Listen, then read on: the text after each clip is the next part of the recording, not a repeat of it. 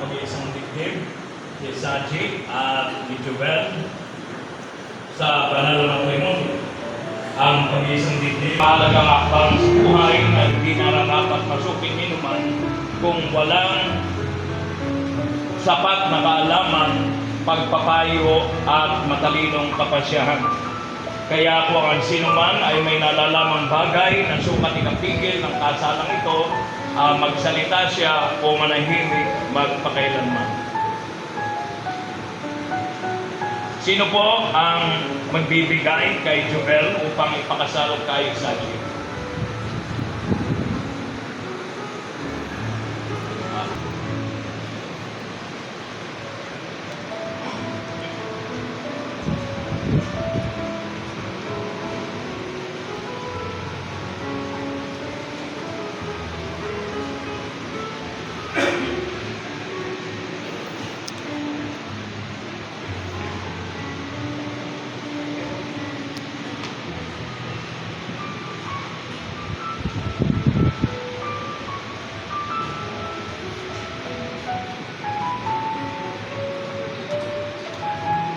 Ang bagay na sukat makapigil sa inyong kasal, ipahayag ninyo ngayon sapagkat ang pag-iisang dibdib na sulungat sa salita ng Diyos ay labag sa mga kautusan.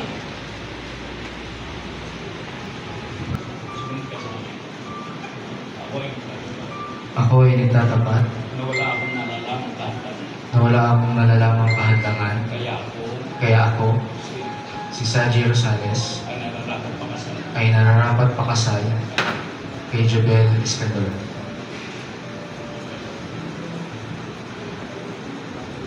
Ako ay nagtatapat Ako ay nagtatapat na wala akong nalalamang tahanan. na wala akong nalalamang kahandagan. Kaya ako Kaya ako, si Joel Francis Cambon, ay nararapat pakasal. ay nararapat ay pakasalan kay Saji Rosales. Yamang wala ka namang bagay na ng Panginoon, napasakop kayo sa isa't isa sa takot kay Kristo. Mga babae, pasakop kayo sa inyong sariling asawa na gaya ng sa Panginoon, sapagat ang lalaki ay pangulo ng kanyang asawa. Kaya naman si Kristo na pangulo ng Iglesia, na siya rin ang tagapagligtas ng katawan. Datapwat kung paano ang Iglesia mahina. Opo, Pastor. Yes! Sabi, ako si Ako si Saji Rosales, inadanggap kita nanatanggap kita upang maging aking kabiyak, upang maging aking kabiyak, namamahalin, namamahalin, ibig, at iibigin, at iingatan at iingatan sa hirap at sa ginawa, sa hirap at sa ginawa, sa sakit at kalusugan, sa sakit at kalusugan, tayo magsasama ay magsasama mula ngayon mula ngayon at sinaharap at sa hinaharap hanggang kapag hiwalay tayo hanggang kapag-iwalay tayo ng kamatay. ng kamatay. Ako si Ako si Joel Francis Cambon, tinatanggap kita tinatanggap kita upang maging aking kabiyak, upang aming kabiyak, namamahalin, sa mamahalin, ibig, iingatan ingatan, sa hirap at sa ginawa, sa hirap at ginawa, sa sakit at kalusugan, sakit at kalusugan, tayo magsasama tayo nagsasama, mula ngayon wala kayo, at sa hinaharap at sa inaharap, hanggang kapag-hiwalay tayo hanggang mapatuloy tayo ng kamatay. ng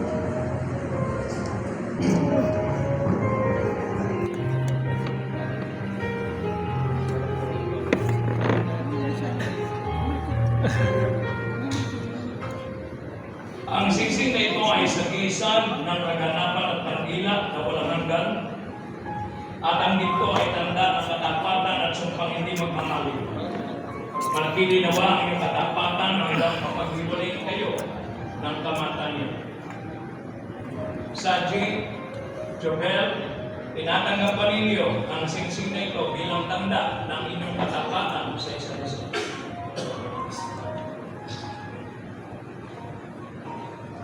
Saji,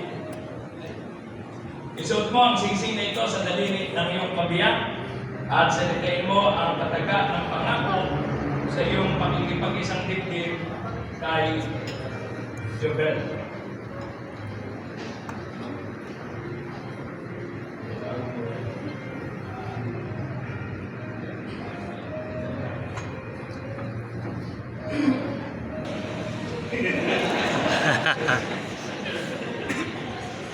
Well, unang-una, hindi ito ChatGPT. Seryoso. Unang-una, nagpapasalamat ako sa Panginoon dahil binigyan niya ako ng isang taon. At di pa din ako makapaniwala na aabot tayo sa puntong ito na noong una parang imposible. May mga times nga na nasabi ko kay Lord, if di ka niya kalooban para sa akin, alisin na lang yung feelings ko para sa'yo. Pero iba yung naging tulad. Sa halip na mawala, mas lumalim pa yata yun. Or mas lumalim pa yung pagtingin ko sa'yo. Simula nung nakilala kita at hanggang ngayon, inahangaan kita hindi lang dahil sa kagandahan mo, hindi lang dahil sa karunungan mo, hindi lang dahil sa mga kakayahan mo, kundi dahil sa kung sino ka at kung papaano mo din ako minanap. Kaya naman hindi na kita pinakawalan pa. Gusto kitang makasama sa pagbuo ng pamilya, sa paglilingkod sa Panginoon, at sa pagharap sa anumang hamon ng buhay. Pinapangako ko sa iyo na magiging kakampi mo ako anuman ang mangyari. Magiging katuwang mo anuman ang gagawin mo. Magiging sandalan mo kapag nangihina ka. Magiging tagapakinig mo sa anumang kwento mo. Magiging masaya sa anumang lulutuin mo. At hindi ko man mabigay ang lahat, pero handa akong gawin ang lahat para sa iyo, sa biyaya ng Panginoon. Dalangin ko na mas tumibay pa ang samahan natin. At sa araw-araw, piliin natin ang isa't isa. Salamat sa pagpili at sa pagmamahal mo sa akin. Mahal kita, karangalan ko at kagalakan ko na makasama mahabang buhay.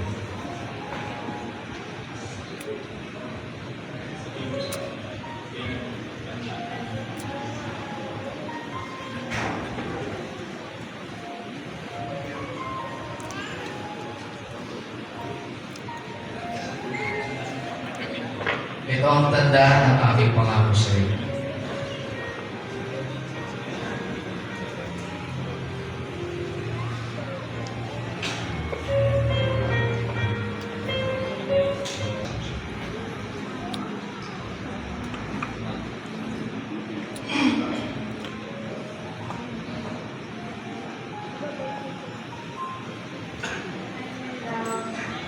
First of all, I want to praise God for blessing me a man like you. I want to also thank your parents that they did so well in raising a man like you. Mabait ka, ma-respeto, sobrang mapagmahal at maalaga. Sobrang gwapo mo pa. Hoy!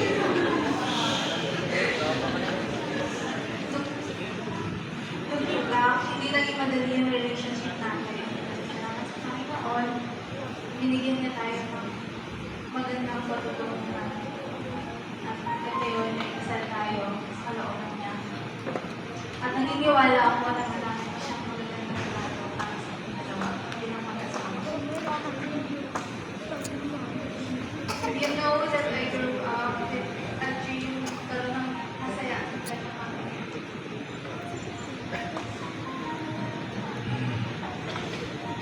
Masaya ako na ikaw yung binigay ni Lord.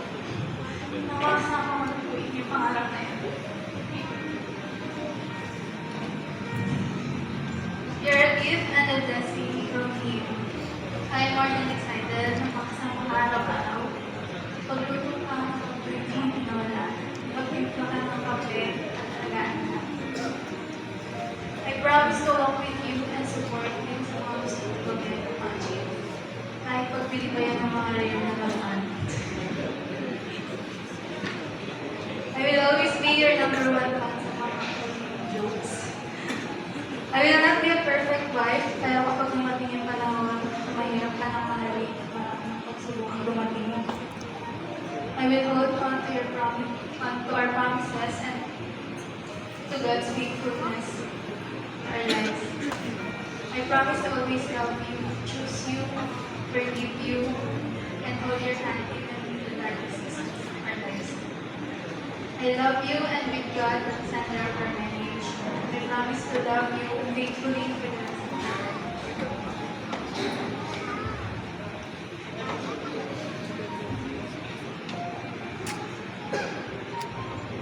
Ito ang tanda ng aming mga pangako.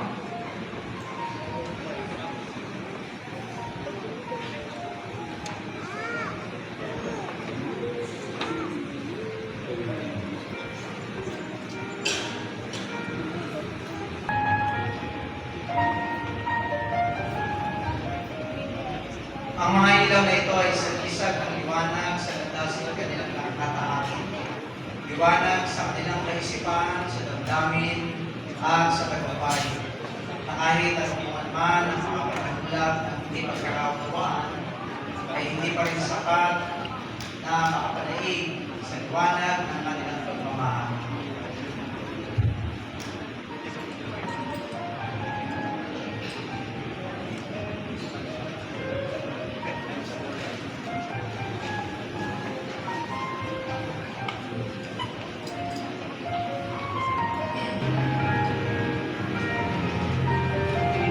Hinilingan po natin ang mga sponsors sa Belo.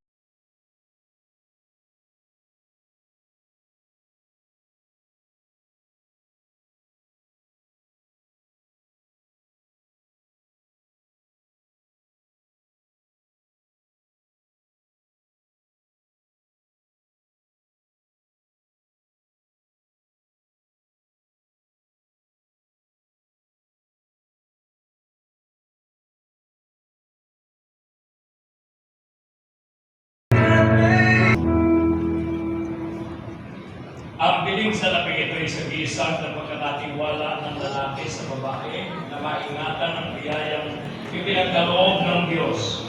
Ibigay mo sa babae yung pinasalan ang mga piling sa labing ito.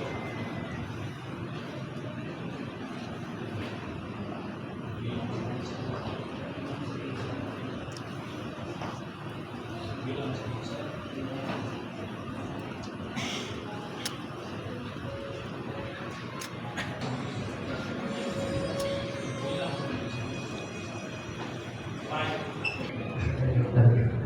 Bilang sagisag ng aking buong pagtitiwala sa iyo na maging tagapag-ingat ng ating pananalapi ay tanggapin mo ang mga piling sa labing ito.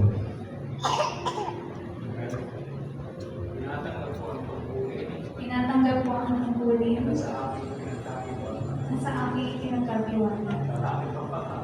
Malaki pang pangako na sa tulong ng Diyos na aking gagawin. Buo kong makakaya upang magamit ng buong puso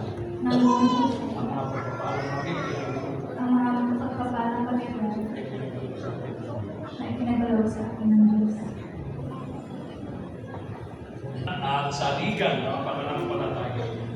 Saliksigin ninyo ang salita ng Diyos sapagkat dito'y masusukungan ninyo ang buhay na walang hanggan.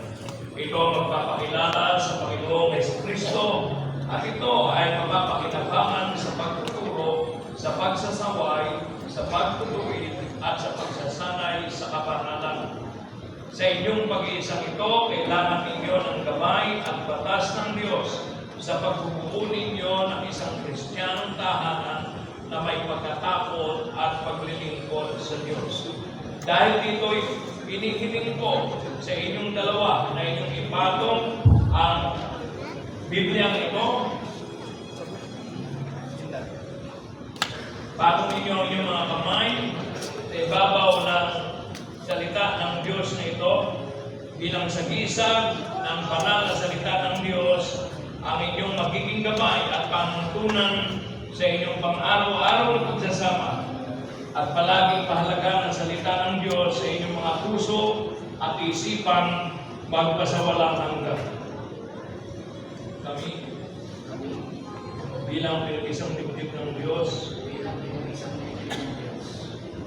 ay nangangako na simula sa araw na ito ay aming igagalang, iingatan, at ipapamuhay ang salita ng Diyos. Ipinapangako rin namin na sakaling biyayaan kami ng mga anak, sila'y aming huhugin upang sila'y maging masuluri sa banal na pag-usabi at aral ng ating dakilang Diyos at tagapagligtas ang Panginoon Jesucristo ngayon at magpakailanman.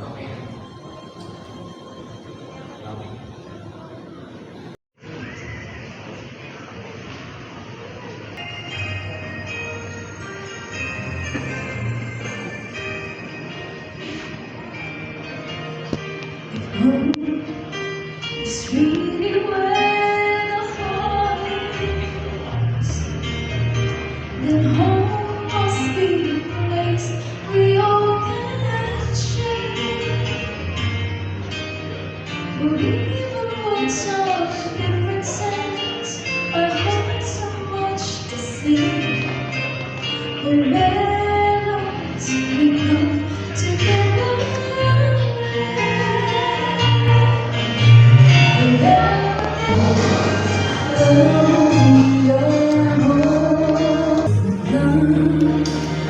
Hearts can be our family,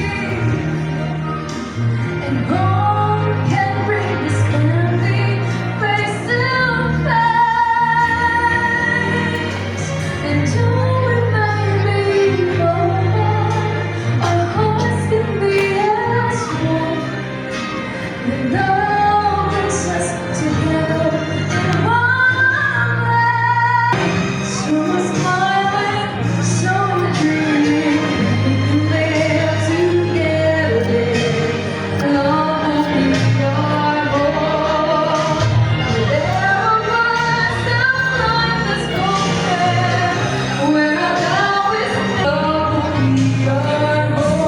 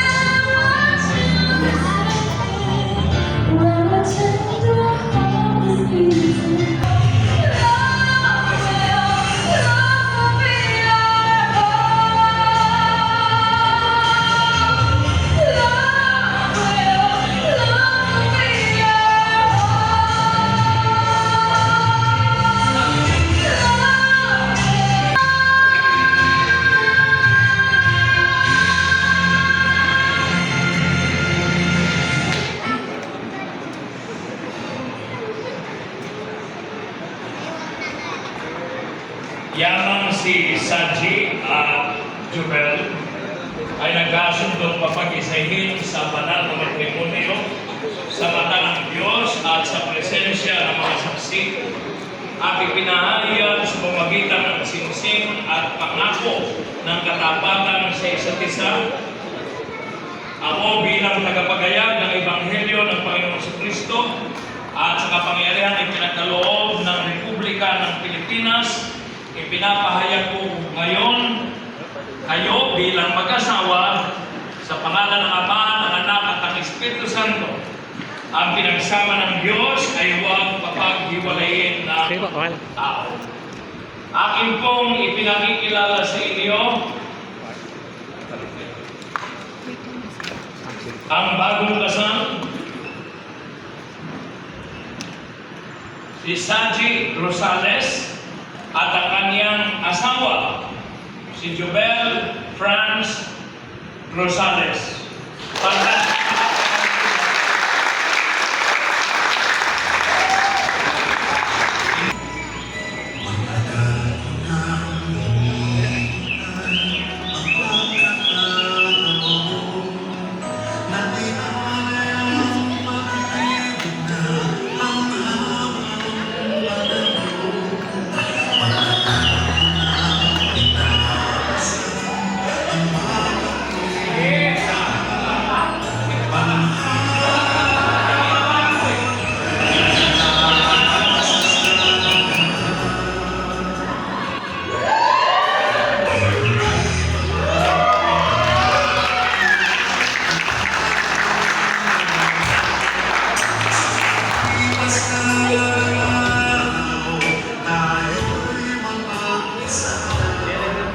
More!